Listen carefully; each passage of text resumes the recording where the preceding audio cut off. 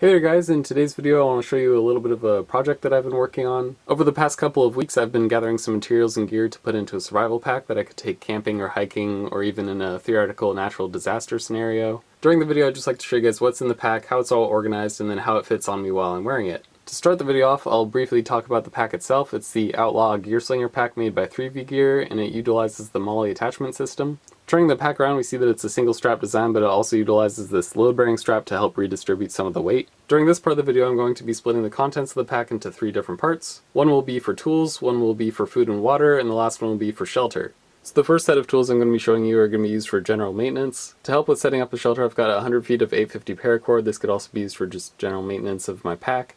In that same realm, if things start to break or need to be patched, I've got tape and a couple of small zip ties. For some general purpose tools, I've got a knife sharpener, and a multi-tool. And for anything larger that needs cutting like firewood or brush, I have a small tactical tomahawk. Moving on to some tools used for signaling and fire starting, I've got a flashlight here with extra batteries. On the left here I have a Gerber fire starter along with some dryer lint that can be used for tinder, and I've put that in a prescription bottle. On the right here I've also got 4 boxes of waterproof matches, and if everything else fails I've got a lighter just in case. The last thing I have to show you guys in this section is going to be this medium-sized med kit. In this med kit are a bunch of bandages and gauze pads, just about anything I could need to patch up a minor injury. Up here at the top there's also some extra space to store some of my other tools. Moving on to food and water, I can show you this 8-piece cookware set, this life straw for water purification, and this package of emergency rations. The uncollapsed cookware set contains a pot, a pan, 2 bowls, a measuring cup, a wooden ladle, and a little loofah for scrubbing. In this part of the kit I also put a washcloth inside the pot. This helps to just keep things from rattling around so much. In addition to that, the cloth could also be used to wash the dishes or as a bandage. When all the cookware is folded away, it fits nicely into this little mesh bag. Coming back to the other pieces of the food and water part of this video is the life straw. This is good for filtering out contaminants from water.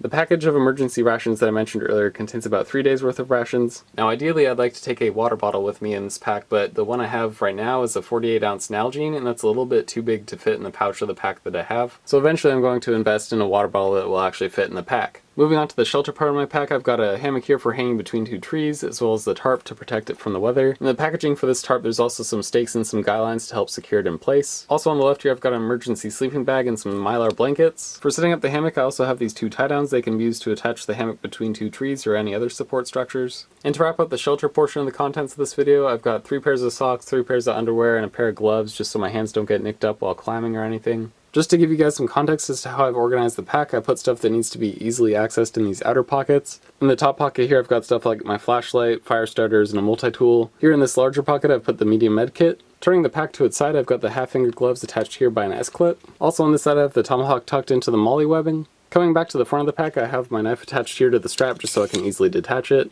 A little bit of a change of scenery for this last part of the video, but I just want to have enough room to be able to film and show you how the backpack fits on my person. So currently I'm wearing this without a water bottle in the pouch, as I mentioned earlier, but without that it's 16 pounds altogether. Now of course if I had a full water bottle that's going to add a little bit more weight to it, but it's pretty comfortable just to wear like this. One of the things that I enjoy about having the single sling design is that you can just unclip this buckle and then flip this over to your front so you can access the pouches pretty easily. In addition to that, if you want to take off the backpack completely, there's a buckle here you can just unclip and then drop the whole backpack to the ground or to the handle where you can carry it. On that same buckle is the adjustable strap, so you can make this to fit any size person you'd like. That is about it for this video though, guys. I hope you enjoyed it. I just wanted to show you the pack I've been making for camping or hiking or even possibly survival scenarios.